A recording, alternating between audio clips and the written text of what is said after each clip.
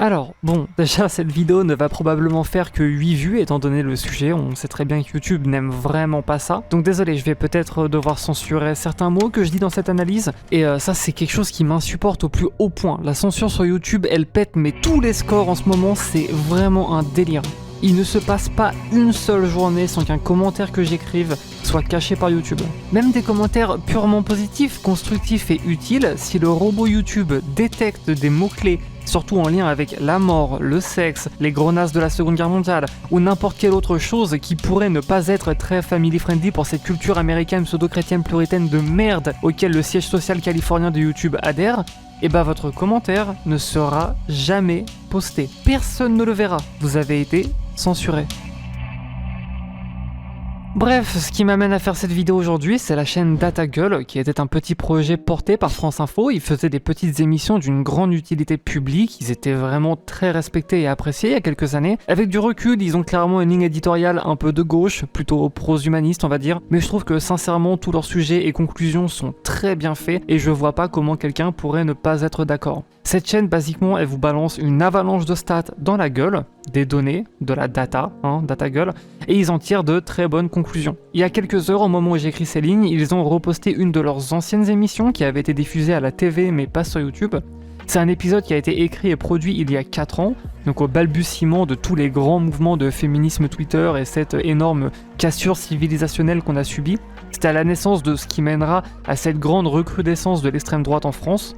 Bref, 2020, vous vous souvenez. Et aujourd'hui, on n'est pas vraiment là pour parler de cette vidéo. Je trouve que comparé à toutes leurs autres vidéos, elle est pas parfaite, je suis pas d'accord avec tout, mais ce qui m'a surtout marqué, c'est les commentaires. Surtout à quel point on voit que c'était un sujet mais très émotionnel et important pour beaucoup de personnes. La section de commentaires, elle est très émotive.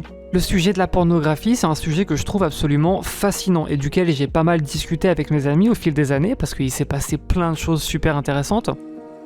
N'oubliez pas que le porno, c'est littéralement le reflet en temps réel d'une population, d'une société. On y voit différents courants de mode et de pensée être reflétés bien avant que leurs ramifications s'observent dans la vie réelle, en public. Tous les changements démographiques s'y observent aussi. Alors, si jamais DataGueule, ça vous intéresse, je vous recommande leur épisode sur l'adoption pour les couples LGBT qui, je trouve, représente vachement bien leur message. Très très bien servi, très bien délivré. C'est comme un uppercut dans les dents, franchement, c'est un effet plus que réussi.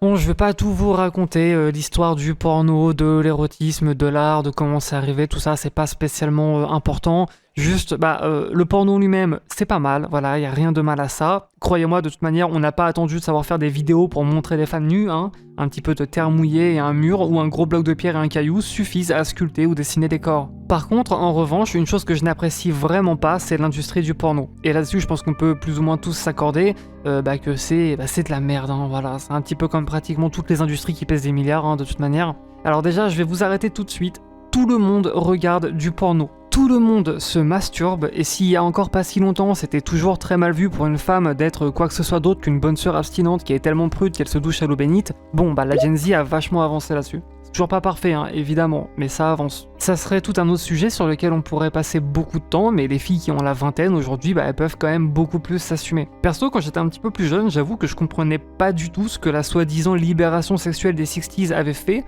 parce que vu comment même dans les années 2000 la sexualité était toujours ultra méga tabou et coincée et que ça l'était 100 fois plus pour les femmes, donc ouais je me disais mais vous avez libéré quoi en fait, sans déconner. Mais bref, voilà, maintenant tout le monde le sait, personne ne le cache, les femmes aussi consomment du porno, les femmes aussi se masturbent, les femmes aussi pètent et rotent. Et oui, ce sont des humaines en fait. Genre, mais moi aussi à la base, je croyais que c'était des robots et tout en fait, mais non, mais pas du tout. Genre, Genre, c'est des humains en fait. C'est tout comme toi, sauf qu'en fait, elles ont un vagin en fait. Sinon, c'est tout pareil, c'est trop bizarre. D'ailleurs, pour l'anecdote, il y avait eu une expérience qui avait été conduite par Pornhub il y a quelques années, où ils demandaient à tous leurs utilisateurs masculins de faire la femme parfaite. En gros, ils avaient un menu, où ils pouvaient changer un peu tout, le style, le caractère, le corps, etc., pour vraiment faire le fantasme parfait par excellence. Et le résultat moyen qui a été observé, c'était une femme aux caractéristiques physiques pas trop déconnants, assez raisonnables, et surtout les traits qui ont été remarqués, c'était qu'elle était souvent timide et gentille, et un peu nerd, etc. ce qui clashait complètement avec le faux discours que certains groupes politiques clamaient à l'époque, comme quoi les hommes n'étaient que des porcs qui ne rêvaient que d'une femme qui serait basiquement une esclave, voilà, qui juste elle fait la vaisselle en fermant sa gueule et puis elle sert à le plaire au lit. Et ça, d'ailleurs, ça a été bien remis dans le contexte quand Pornhub aussi, à la fin de l'année, en publiant leur bilan annuel, on s'est rendu compte que la plupart du contenu considéré comme vraiment hard et surtout les bails où il y a genre 5 garçons qui traitent une seule fille de manière assez vénère, on va dire, et c'était en proportion beaucoup plus consommé chez les femmes que chez les hommes. Alors je rajoute ça au montage, mais c'est bilan que Pornhub fait tous les ans depuis des années, je vous invite très fortement à aller les voir si vous parlez anglais, c'est vraiment une mine d'or d'informations. Je vous invite à aller les consulter, c'est vraiment génial, c'est en anglais, mais ils ne font pas que donner que les stats, ce qui est déjà génial en soi, mais aussi ils expliquent le pourquoi, comment, qu'est-ce que ça veut dire, qu'est-ce que ça change, la courbe évoluante par rapport aux années précédentes, etc. C'est vraiment super intéressant, et d'ailleurs il y a beaucoup d'études académiques qui, elles, se basent là-dessus, pour ensuite commencer à approfondir les trucs démographiquement, socialement, tout ça. Et alors là, peut-être que vous vous dites, oui, c'est bien, mais bon, moi j'en ai rien à foutre que les gens ils se branlent sur des trucs de pied ou sur de l'anal, je m'en fous. Mais non, c'est vraiment. Alors ça, ce serait une grossière erreur que de penser comme ça. Parce que ce que ces bilans ils nous montrent, par exemple, c'est que la catégorie transgenre a complètement explosé en termes de consommation, et d'ailleurs autant chez les hommes que chez les femmes. Mais que vraiment c'est en pleine expansion, c'est un truc qui apparemment plaît à énormément de gens, et c'est super cool à savoir, et c'est pas étonnant quand on regarde, moi avec mon expérience et ce que je vois dans la vraie vie, c'est pas du tout étonnant.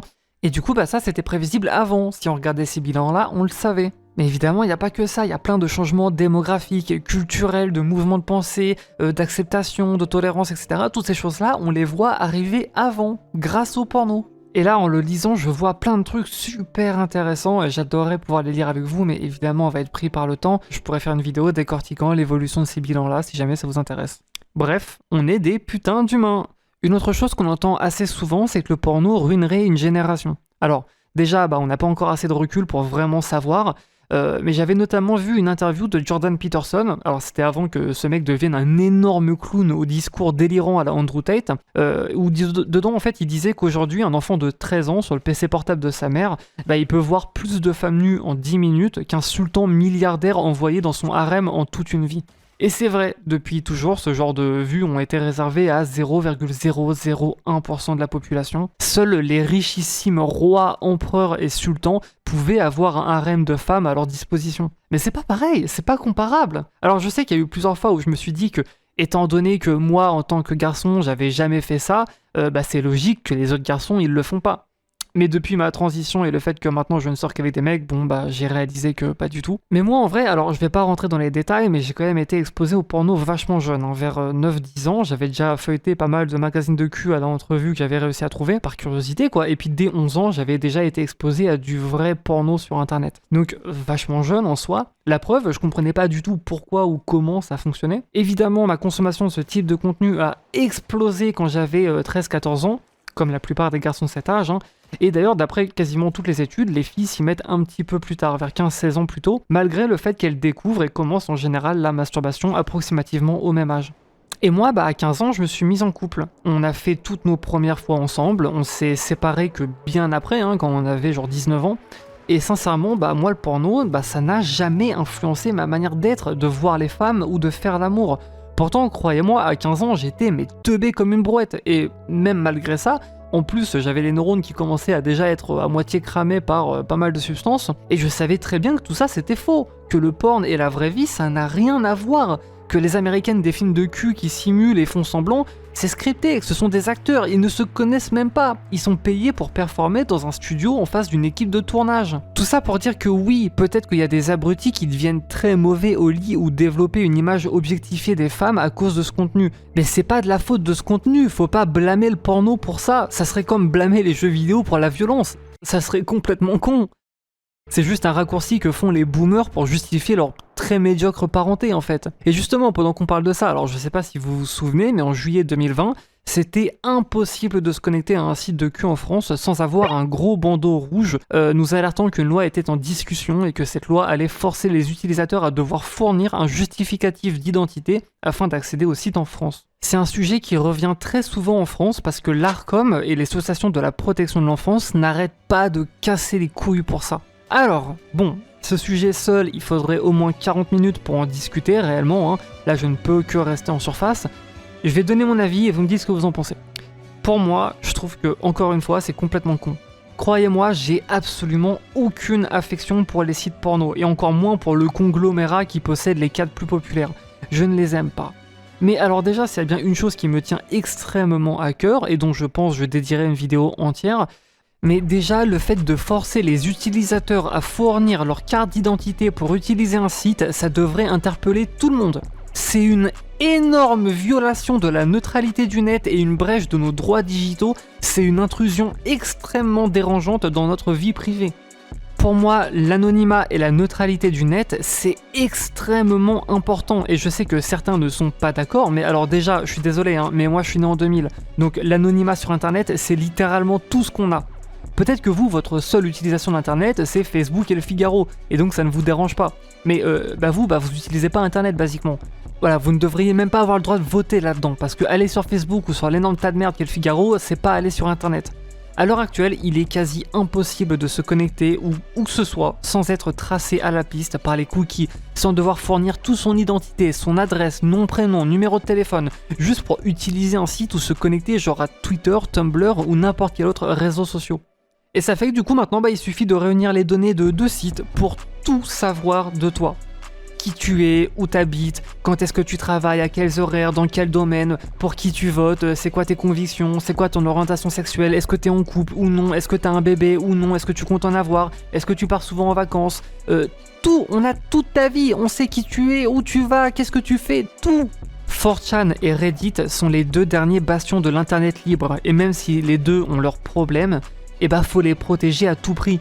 Et ça vaut aussi pour les sites de cul. Maintenant, pour revenir au sujet, alors je vais même pas parler du fait que pour moi, si vous voulez éviter l'hypersexualisation des enfants, l'objectification des femmes, etc., déjà, occupez-vous d'Instagram et TikTok et vous aurez fait 90% du travail. Plus, je suis désolé, mais à l'heure actuelle, l'internet, il est tellement aseptisé, il est tellement censuré, il est tellement régulé et surveillé que c'est dur, c'est vraiment dur de tomber sur du porno sans le vouloir. Faut vraiment le vouloir quoi. Moi j'ai grandi avec l'internet débridé où c'était le Far West, à l'apogée des sites de gore et des trucs choquants etc. que tout le monde de mon âge, on connaît tous, on se les partageait machin, on rigolait, et aussi bien les filles que les garçons d'ailleurs. Et pourtant ça nous a pas flingués. En revanche les réseaux sociaux, ça matrixe complètement le crâne de tout le monde et surtout des plus jeunes. C'est des applications qui ont littéralement été développées avec des centaines de conseillers, de psychologues, de psychiatres, de marketeurs pour essayer d'en faire le truc qui va le plus matrixer le cerveau possible. L'addiction, tout ça, ça abuse de tous les biais humains possibles et imaginables. Alors attention, hein, je dis pas que les sites de gore et de choc n'étaient pas problématiques, hein, ils répondaient seulement à la curiosité morbide de tous les humains. Ils offraient leur lot de problèmes aussi, même si les 3/4 du contenu dessus était fake de toute manière. Mais au moins ça nous a fait un souvenir en commun. En vrai, les gens ils peuvent dire ce qu'ils veulent, mais j'aime la génération Z.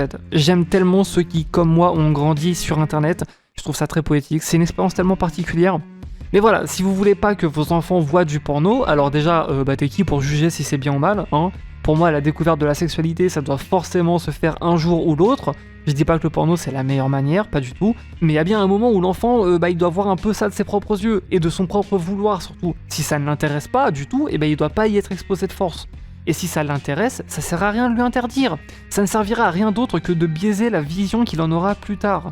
D'ailleurs, je me rappelle que moi, quand je m'étais mis en couple à 15 ans, ma mère, je me souviens qu'elle m'avait dit « J'ai vraiment pas envie que vous couchiez ensemble, mais voilà, je sais que de toute manière, ça sert à rien de te l'interdire parce que vous allez le faire dans mon dos. J'ai pas envie que vous fassiez ça n'importe comment dans mon dos, machin. Donc, si t'as besoin de préservatif ou quoi, y a pas de souci, je t'en donnerai, voilà. Mais voilà, fais attention à toi, faites ça bien, machin. » Voilà, c'est comme ça qu'il faut être. C'est pas compliqué. Je comprends pas les gens qui font des gosses alors que putain, mais ils sont cons comme des briques. Vous arrivez même pas à vous éduquer tout seul. Comment vous allez éduquer des gosses ? Ah, c'est terrible, je suis désolé. Mais si vous voulez pas que vos enfants voient du porno, au lieu d'aller casser les couilles au site de cul en leur imposant des trucs qui flinguent toute la liberté d'un pays entier, occupez-vous de votre gamin, non ? Genre, je sais pas, au lieu de le caler sur un iPad ou un PC portable pour qu'il reste immobile comme un plot pendant des heures, mais que comme ça au moins il fait pas chier, hein, parce que vous êtes strictement incapable de vous occuper d'un enfant sans lui faire fondre les neurones avec un écran 8 heures par jour, sortez dehors, jouez à des jeux de société avec lui, faites-lui faire une activité. Quoi ? Vous avez pas le temps ? Embauchez une nounou, envoyez-le dans des clubs. Quoi ? Vous avez pas les moyens ?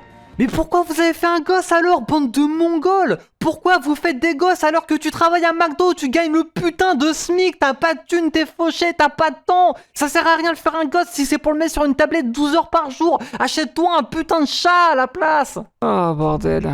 Et oui, un enfant ça coûte cher et ça demande du temps. Et là tout de suite, il y a des problèmes infiniment plus graves que l'existence du porno. D'ailleurs, durant l'écriture de cette vidéo, une nouvelle vient de tomber. Tukiff.com, ici porno, Monsieur Sexe, Mister Sexe, je sais pas, et X-Hamster ont tous les quatre désormais été officiellement bloqués en France. Donc si vous n'avez pas de VPN, ils sont strictement inaccessibles. Alors moi je ne connaissais que 2 des 4, mais pourtant c'était vraiment des gros sites qui brassaient pas mal de thunes et de passages quoi. On est loin du mastodonte qui est Pornhub, mais quand même. Alors évidemment, c'est justifié par le fait qu'il faut protéger les mineurs. C'est n'importe quoi, j'en peux plus.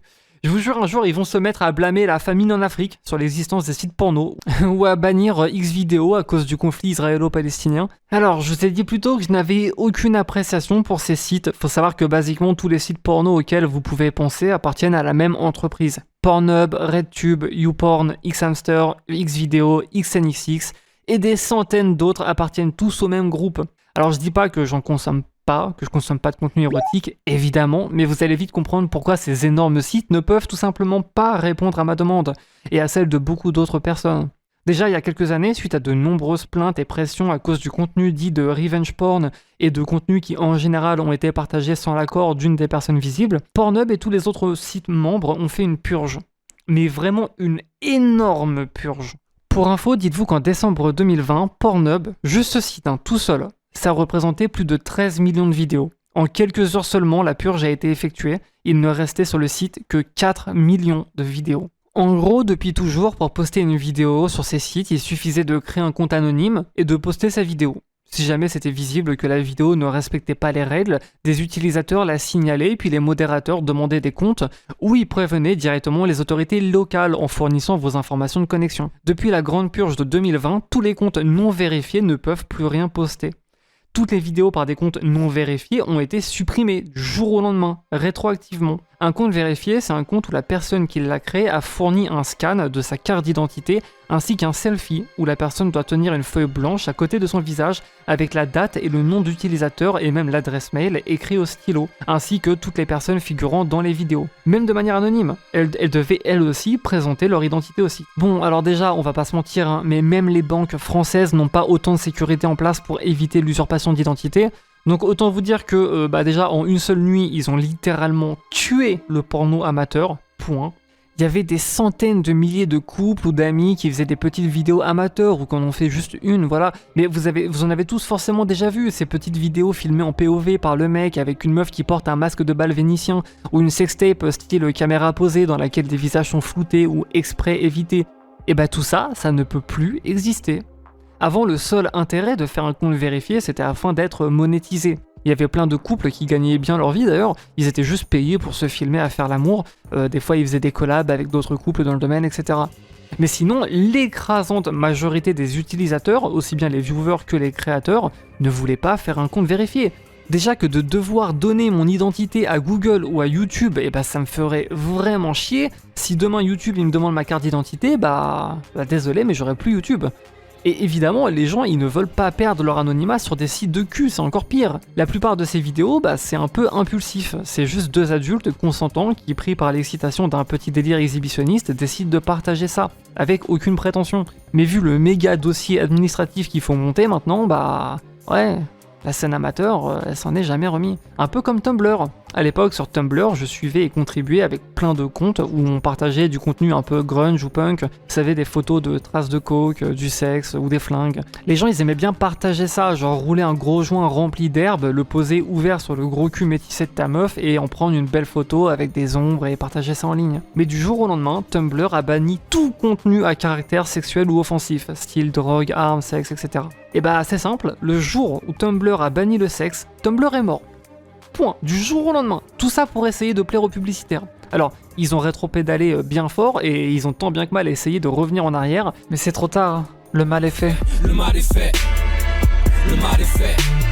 Le porno, vous en pensez ce que vous voulez, mais c'est gargantuesque. Le bannir, ça peut instantanément couler une énorme boîte qui pesait des millions. C'est une part intégrante de nos sociétés, et faire genre ça n'existe pas, bah c'est pas bien. Et d'ailleurs, en parlant de société, vous avez très sûrement déjà entendu parler de cette histoire très populaire d'il y a plus d'1 an, où après avoir été connecté à Starlink, une tribu très isolée de l'Amazone a pour la première fois de son existence eu accès à Internet. Et que ça a ruiné leur vie. Basiquement, c'était un village de quelques dizaines d'hommes et femmes vivant loin de la civilisation dans la jungle. Ils chassaient, pêchaient, marchandaient pour survivre. Les femmes allaient chercher l'eau au puits, etc. Bref, la vie vraiment moyenâgeuse quoi. Sauf que quand Internet est soudainement arrivé, il y a eu une énorme épidémie d'addiction. Ils ont soudainement découvert un accès illimité à des millions de vidéos porno montrant toutes les choses les plus folles qu'ils n'auraient jamais pu imaginer, et que jamais ils n'auront l'opportunité de faire, et ça a complètement flingué toute leur économie et leur société. Plus personne n'allait travailler, tout le monde était rivé sur son téléphone toute la journée, et soudainement le futur est devenu très incertain quoi. Et ça a aussi eu plein de ramifications sociales, etc. Enfin ça c'est l'histoire telle qu'elle avait été relayée sur les réseaux sociaux. La vérité c'est que c'est faux, ce n'est jamais arrivé. Enfin ils ont bien eu accès à Starlink et à Internet, mais il n'y a jamais eu ce souci là quoi. Par contre, il y a quelques jours, au moment où j'écris ces lignes, vous êtes sûrement pas sans savoir que Kim Jong-un a envoyé ses hommes en Ukraine, donc des soldats nord-coréens ont officiellement rejoint le combat auprès des Russes. Alors faut savoir que les Nord-Coréens, déjà ils ont jamais vu du combat, la Corée du Nord moderne, elle n'a jamais été dans un conflit militarisé et encore moins un conflit de grande ampleur entre des armées régulières, mais ce qui nous intéresse aujourd'hui c'est que, évidemment, on le sait tous, la Corée du Nord est extrêmement censurée. C'est encore pire que la Chine où l'internet est très censuré, mais beaucoup de gens utilisent des VPN. En Corée du Nord, ils n'ont pas internet tout court. Point. Ils ont des téléphones, des smartphones claqués limités, et en arrivant en Russie, très rapidement, une chose est devenue claire. Les soldats ont découvert le porno. Notamment, il y a Gideon Rachman, journaliste des affaires étrangères au Financial Times, un newspaper vachement réputé, qui a officiellement publié il y a quelques jours. Une source d'habitude très fiable me dit que les soldats nord-coréens qui ont été déployés en Russie et ils n'ont jamais eu un accès illimité et non restreint à l'internet avant, ont fini par se gaver frénétiquement de pornographie. Encore une fois, tout le monde en parle, ça fait les headlines. Est-ce que c'est vrai ? On sait pas, mais en vrai probablement non. C'est juste un mec qui a dit ça, personne d'autre n'est au courant. Les photos qui étaient censées prouver ça sont fake, et quand des hauts placés des renseignements militaires américains, qui sont extrêmement à jour sur ce qui se passe en Ukraine, les Américains ils ont le système de surveillance et renseignement le plus puissant du monde, ils savent ce que Poutine il va faire avant même qu'il y pense. Si Dimitri il est en train de se taper une branlette dans le bunker de sa tranchée perdue au fin fond de la forêt ukrainienne, oncle Sam est au courant. Si Dimitri Ruskovski il fait une pause entre les combats pour aller chier dans un buisson, oncle Sam est au courant. Et ça, ça aurait été une très bonne opportunité pour le gouvernement américain de discréditer les Nord-Coréens ou de moquer la Russie. Mais ils ont dit qu'ils étaient au courant de rien, que ça leur disait rien du tout, et que c'était pas important. Bref. Ça montre juste à quel point les gens ils veulent croire à ça. Parce que c'est faux, évidemment, ces deux histoires-là. Ça reflète à quel point la pornographie elle joue un rôle tellement important dans notre société, à quel point on sait tous que c'est un truc énorme et auquel tout le monde participe, que les gens projettent du coup leur peur et leur vision dessus. Et c'est vrai que quand on y réfléchit, parce que nous on a toujours grandi avec, on a vu le truc grandir et tout machin, mais c'est vrai que on peut un peu se dire comment on réagirait si on n'avait jamais vu ça et que d'un coup on avait cette overdose de porn qui arrivait d'un coup quoi. Alors qu'on soit d'accord, l'addiction au porno ça existe, ok ? Vous et moi, on ne pourra probablement jamais même réussir à s'imaginer ce que devenir accro à ça pourrait faire. C'est rare, c'est rare les gens qui tombent addicts, mais ceux à qui ça arrive souffrent de sévères conséquences sociales et d'isolement. Mais encore une fois, c'est pas la faute du porno. C'est pas parce qu'il y a quelques personnes sur Terre qui peuvent pas s'empêcher de boire 60 cafés par jour et se flinguer la santé qu'on doit bannir le café. Ça saoulerait tout le monde, ça serait injuste de punir tout le monde à cause d'une poignée de gens qui souffrent d'une addiction très rare et particulière et qui n'ont pas réussi à se contrôler assez et en abusent beaucoup trop. Je n'ai aucun respect ou amour pour les énormes corporations sans âme qui tiennent les sites porno. Par ces conglomérats titanesques qui produisent du porno industriel superficiel sans humanité à la chaîne. Mais je tiens à ce que le porno existe, je tiens à ce qu'il continue d'exister, même celui que je n'aime pas, parce qu'il y a forcément quelqu'un d'autre qui lui l'aime. Je ferai toute une vidéo sur l'internet, la neutralité, l'anonymat, la mort de l'internet, mais Chaque jour qui passe, l'internet tel qu'on l'a connu meurt peu à peu. C'est terriblement triste. J'ai grandi avec l'internet libre. L'internet libre est ma mère. Internet est ma mère, Internet est l'ovule. Et vous le public, les spermatozoïdes fécondés YouTube. Nous sommes un média libre et c'est pas prêt de changer. L'idée d'être gangréné par la télé me donne envie de crier. Gloire à tes enfants, tes gamins, tes bébés, tes Antoine Daniel, Link the Sun et Grenier. Ray William Johnson, sans qui je serais toujours au McDo à servir, à bouffer. Et ça me fait énormément de peine de voir l'état pitoyable dans lequel les corporations et le gouvernement le laissent. Bon d'ailleurs j'en profite parce que j'aurais nulle part d'autre où le dire, mais putain, le porno LGBT c'est terrible. Enfin, j'aime les hommes, j'adore les plans à trois, genre me faire prendre par un mec pendant que je suis en 69 avec une fille. J'aime les trucs un peu kinky, tous ces trucs là. Mais déjà que le porno hétéro avec des budgets de ouf, je trouve ça nul à chier. Mais le porno LGBT c'est une catastrophe. Et quasiment tous mes amis LGBT pensent pareil. Si vous voulez savoir, en fait c'est simple. D'ailleurs, la seule fois de ma vie que j'ai vu des trucs érotiques gays qui m'ont vraiment plu, c'était il y a 7 ans. Et c'était sur Tumblr d'ailleurs. C'était un compte nommé Broccoli Butt qui appartenait à un adorable couple gay, un femboy et son mec, qui postait régulièrement des photos ou des mini-clips un peu érotiques d'eux. Et c'était 100 000 milliards de fois mieux que tout ce que l'industrie du porn ne produira jamais. Parce que c'était vrai, c'était authentique, c'était humain, c'était passionnel. Et le pire, c'est qu'ils étaient anonymes. Ils avaient toujours un demi-masque qui cache le bas du visage. Ce couple, ils s'aimaient, il y avait une âme, du cœur, de l'humanité. Bref, c'était des amateurs. C'était pas du 4K, c'était pas très bien éclairé, c'était pas bien cadré, mais c'était toujours infiniment plus excitant et satisfaisant et gratifiant que le porno industriel. Ça faisait un peu rêver. Moi, je les enviais. Jamais de la vie je vois un film porno où j'envie quiconque dedans. Jamais. Et Broccoli Butts ne pourrait pas exister aujourd'hui. Sans même parler du fait que Tumblr est mort, et que de toute façon la plupart des réseaux sociaux n'autorisent pas du tout le moindre érotisme, mais plus jamais un Broccoli Butts n'existera tout court de toute manière. Car la pornographie amateur est morte. Mais ouais, bref, voilà, le porno trans ou gay c'est terriblement superficiel, fake et sans âme, c'est vraiment de la merde.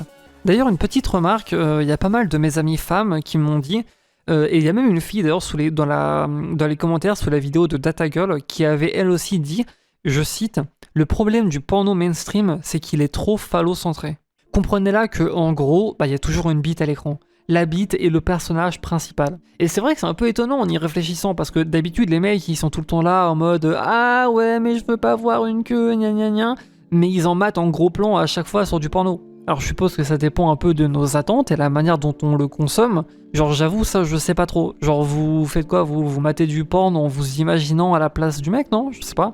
Ou juste vous kiffez le fait de voir des actes explicites face à vous, de vos yeux. Moi j'ai vraiment une approche extrêmement dissociée de ce genre de contenu, donc j'ai du mal à vraiment me rendre compte. Mais dans tous les cas, voilà, le fait que ça soit phallocentré, c'est pas pour rien. Pendant des années, tous les plus gros studios ont essayé de créer des branches de contenu qui étaient vraiment étiquetées pour femmes, qui étaient censés être des films de contenu adulte pour femmes, avec une approche un peu plus réaliste, ou du moins un peu plus personnelle. Ça commençait toujours un peu plus doucement, le cadrage, la lumière, les plans étaient beaucoup plus travaillés, beaucoup plus romantique, un petit peu charnel, torride, mais juste ça marche pas, ça n'a visiblement pas eu de succès. Pas mal de gens ont un problème avec le fait que cette industrie est surtout dirigée vers les hommes, tout est fait pour plaire à la male gaze. Mais si c'était le cas, je pense que ça serait plutôt vagicentré, non? De toute manière, j'ai pas vraiment de problème avec ça, je veux dire même le porno trans, etc., c'est bien évidemment tourné et orchestré pour plaire uniquement à ces gens. Le porno trans, c'est pas fait pour que des femmes trans le regardent en s'imaginant à la place de la femme trans, pas du tout. Ça crève les yeux, c'est fait pour des mecs qui ont une certaine attente de ça. Et c'est pareil pour tout, genre même le porno lesbien par exemple, il n'a bien évidemment pas été tourné et produit pour que des femmes lesbiennes l'aiment. Il a été produit pour que des hommes voient des meufs se bouffer la chatte. Ça se voit. Je suis sûr que vous n'avez jamais eu de lesbienne dans votre entourage, moi j'en ai plusieurs. Voilà, ça se passe pas comme ça, c'est pas comme ça. J'ai déjà vu des meufs se bouffer le cul IRL, c'est pas du tout comme dans le porno. Enfin, non, de toute façon, c'est vrai qu'absolument rien n'est comme dans le porno, de toute façon, vous allez me dire. Mais du coup, voilà, toute cette branche de porno pour femmes n'a pas fonctionné, voilà, ça a un peu disparu. Et quand on regarde du coup ce que les femmes consomment comme porno, de porno un petit peu plus doux, ou ouvert ou humain au moins, et du coup, on voit qu'elles se sont totalement rabattues sur des tags comme transgenre, homme bisexuel, etc. Qui sont du coup, bah, je suppose, qui offrent un peu cette sensibilité qu'elles aimeraient avoir, quoi. Et d'ailleurs, alors toute petite parenthèse, hein, mais le fait que les femmes consomment plus souvent du porno avec des trucs à 3, des trucs à 5, des trucs violents, etc. Littéralement, hein, le tag c'est sexe violent, c'est comme ça qu'il s'appelle, quoi. Le fait que les femmes consomment plus ça que les hommes, alors je parle d'un biais après qui expliquerait ça un peu, mais et bah, vous savez quoi, c'est marrant, mais par rapport à ce que moi je vois dans la vraie vie, c'est exactement ça. Faut savoir que moi, du coup, je couche avec des hommes et des femmes, même si je préfère largement les hommes. Mais des fois, bah, j'ai pas le choix, parce qu'en fait, si tu veux faire des trucs un peu kinky, bah, t'as pas trop le choix. En fait, genre, mais vraiment, si vous saviez le nombre de meufs que j'ai rencontrées qui étaient partantes de faire du bondage, des plans à 3, des trucs avec de la pisse, des trucs kinky, n'importe quoi, tout. Les mecs, non, les mecs, ils veulent pas, ils ont peur, c'est des pédales, je comprends pas. Genre, vraiment, on vit dans un monde où, du moins la Gen Z, hein, les femmes sont libérées et les mecs sont coincés. J'ai jamais vu ça. Vraiment, je suis tombé de haut. Ça fait des années et je n'arrive toujours pas à m'y faire, en fait. Les mecs, vraiment, ils ont aucun délire, aucun kink, tous les trucs épicés. Putain, le nombre de meufs que je connais qui veulent faire de la double pénétration, alors que, putain, ça c'est un truc, j'en ai parlé je ne sais combien de fois à mes amis au travers des années, parce que vraiment, j'en reviens pas. Le nombre de fois où je me suis retrouvé avec une meuf qui voulait faire un plan à 3, mais qu'on n'arrivait pas à trouver un mec. On n'arrivait pas à trouver un mec. Et du coup, bah, pas le choix, faut prendre une autre meuf, quoi, mais... Vous voyez ce que je veux dire? C'est étonnant, quoi. Pourtant, on croirait que c'est l'inverse. On se dirait avec notre société que bah non, c'est l'inverse. Les mecs, ils veulent faire tous ces trucs un peu sexuels et les meufs, non. Mais non, c'est pas comme ça que ça marche. Peut-être pour les anciennes générations, j'en sais rien. Et encore, franchement, pour l'avoir déjà fait avec une femme de 37 ans, bon, voilà, hein. Bref, voilà, désolé, fallait que ça sorte. Trop bizarre. Trop bizarre. Enfin, c'est cool, hein, c'est cool. Mesdames, restez comme ça, s'il vous plaît, restez comme ça, c'est très bien. Je comprends que les meufs, elles soient frustrées sexuellement, quoi, vu que visiblement, il y a aucun putain de mec sur Terre qui veut faire autre chose qu'un vieux combo missionnaire claqué avec levrette fatigué pendant 7 minutes avant de s'écrouler comme une grosse merde, comme s'il venait de faire un triathlon. Après, pour être raisonnable et raisonné, je pense que ça peut aussi s'expliquer par le fait que la plupart des mecs que je connais, ils ont eu que 1 ou 2 filles dans leur vie, alors que la plupart des meufs que je connais, elles en ont eu 4, 5... Puis moi et ma meilleure amie, on est toutes les deux là avec genre 13 ou 14, on sait même plus, non, il n'y a plus de compte en fait, genre on sait plus trop. Il y a vraiment une vidéo qui arrivera sur la Grinder Curse, hein, la malédiction des plans cul, j'en parlerai un jour parce que c'est un truc absolument passionnant et très humain, très humain. Enfin bref, voilà. De toute manière, rien que le concept même de porno pour femmes est intrinsèquement défectueux et impossible. Parce que c'est bien de faire un truc travaillé, mettant plus en avant le romantisme, la personnalité, etc. Que les persos ils se roulent des grosses pelles langoureuses en se plottant de partout. Mais alors déjà, ça, ils ont pas trop de chance parce que ce type de choses, tu peux facilement l'imaginer. C'est des choses que nous, on fait en vrai. Donc, quitte à se masturber en pensant à ça, autant, plutôt que de regarder un film avec des inconnus qui le font, autant se rappeler d'une fois où nous on l'a fait avec quelqu'un qu'on aimait. Enfin, je sais pas. Et puis c'est bien, mais tout ce contenu vachement romantique, etc. Peut-être que la meuf qui d'habitude elle aime plutôt bien ça, aujourd'hui elle est juste dans un mood où elle veut voir une meuf se faire absolument satelliser violemment par 7 mecs bien membrés. Et que de toute manière, comme je vous dis, si c'est juste pour des choses romantiques et douces, monogames, etc., autant juste utiliser son imagination en fait. Si tu vas sur un site de cul, tu te dis qu'il y aurait forcément un biais là-dessus, que les gens qui vont sur un site de cul, c'est pour trouver quelque chose qu'ils ne peuvent pas voir ailleurs en fait. Donc déjà, rien que là-dessus, il y a un biais contre le porno pour femmes, entre guillemets. On est tous humains. D'ailleurs, alors tiens, j'ai fait une vidéo assez cool sur le sujet récemment, que je vous invite à aller voir. Et ouais, on est tous les mêmes. On a tous un côté un peu dépravé, des envies un peu tordues, certains plus que d'autres. Mais cette discrimination pseudo-positive, elle n'a juste pas fonctionné, parce que c'est pas comme ça que ça marche. Alors si on écoute la société, en effet, c'est censé fonctionner. On comprend pas pourquoi ça marche pas. Mais parce que c'est pas comme ça que marchent les gens en fait. Les gens, alors ils aiment dire qu'ils sont pas comme ça, pour paraître sages et bien et pas déconnants, mais ils le sont pas. Et y a aucun mal à ça. J'ai une de mes meilleures amies, pendant des années, c'était la meuf la plus coincée et faussement cul-bénie que j'ai jamais vue. Je lui ai cassé les couilles pour qu'elle s'assume et qu'elle arrête de mentir ouvertement à être dans le déni. Et oh tiens, c'est marrant, mais soudainement c'est devenu une tigresse déchaînée avec presque aucune limite qui a insisté genre 5 fois pour qu'elle puisse enfin... Parce qu'on est des putains d'humains, c'est normal. Alors bon, là c'est peut-être un exemple un peu extrême, mais tout ça pour dire que... Enfin, même pas en fait. Mais putain, ça lui a fait du bien d'enfin se laisser aller, de ne plus se prendre la tête à toujours rejeter ses pensées qu'elle avait et de réaliser que, bah oui, on est humain, des fois on a besoin de s'amuser, de se défouler, d'épicer un petit peu les choses, de découvrir des nouveaux trucs, etc. Encore heureux, putain, le sexe c'est tout ce qui nous reste, et même ça, bon, ça devient un peu compliqué quoi. Et bon, alors évidemment c'est normal, hein, nos fantasmes les plus profonds, c'est pas le genre de choses qu'on raconte en public. De toute manière, en France, le sexe c'est ultra tabou, comme l'argent aussi, ou les responsabilités, ou nos rôles, ou la vie de famille, ou la religion, ou basiquement tout en fait. On est vraiment des merdes. J'avais vu une vidéo de Pierre Chabrier, une interview où il disait qu'en France, dès qu'on parle d'argent ou de sexualité, tout de suite on est vu comme bizarre. Et c'est vrai, en vrai, en France, même si dès que t'as un petit peu de pognon, si tu parles d'argent sans même parler de ton argent ou quoi, c'est bon, c'est fini. Les gens ils sont là à dire que tu te la pètes ou quoi, que c'est arrogant. On peut rien dire. Et du coup, ouais, moi je pense personnellement que, sincèrement, que le fait que les enfants aient un accès illimité et non supervisé à l'hypersexualité superficielle et fake des réseaux sociaux, plus le fait que la vraie sexualité elle est ultra taboue en France, ça fait 100 fois plus de dégâts que juste l'existence du porno. Et c'est vrai que il y a des comportements ou des attentes qu'on observe majoritairement chez les garçons, d'autres plus chez les filles, et il y en a aussi plein qu'on a toujours cru exclusivement masculins, mais que vu que depuis peu, les femmes elles peuvent enfin s'assumer et se sexualiser librement, on réalise que non, c'est mixte et partagé en fait, parce qu'on est humain. On a bien évidemment des différences physiques indéniables, mais on a tous une libido, on a tous un caractère, on a tous des hormones qui des fois pètent un câble, on a tous des émotions, bref, on est tous les mêmes. Je vous invite à aller voir ma dernière vidéo où j'en parle plus, mais ouais, s'il y a bien une chose que j'ai réalisée en ayant enfin des relations sexuelles et romantiques avec des garçons, c'est que les mecs et les filles, on est tous pareil. Il y a aussi plein de situations où on se rend compte qu'on est même similaires dans nos différences. C'est-à-dire qu'on va pas forcément avoir les mêmes défauts, mais qu'au final, le résultat est le même. Bref, voilà, c'était ma vidéo sur la pornographie, un sujet que je n'aurais jamais cru traiter, mais qui est constamment dans l'actualité internationale depuis genre 2 semaines, vraiment tous les jours, ça n'arrête pas. Et ça me tenait à cœur d'en parler. Je voulais remettre un peu les pendules à l'heure. Vous en avez pensé quoi, vous ? J'espère sincèrement que ça vous a plu. Si c'est le cas, vous savez quoi faire pour me soutenir. Abonnez-vous, likez, n'hésitez pas à commenter. J'aurai la notif, je les verrai tous, je réponds à tout le monde. N'hésitez aussi pas surtout à faire un tour sur ma chaîne. J'ai fait plein d'autres analyses qui pourraient vous plaire.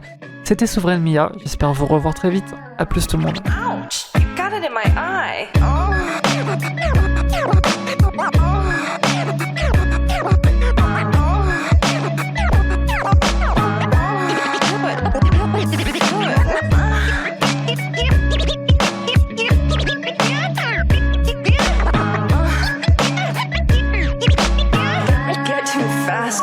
I like it fast.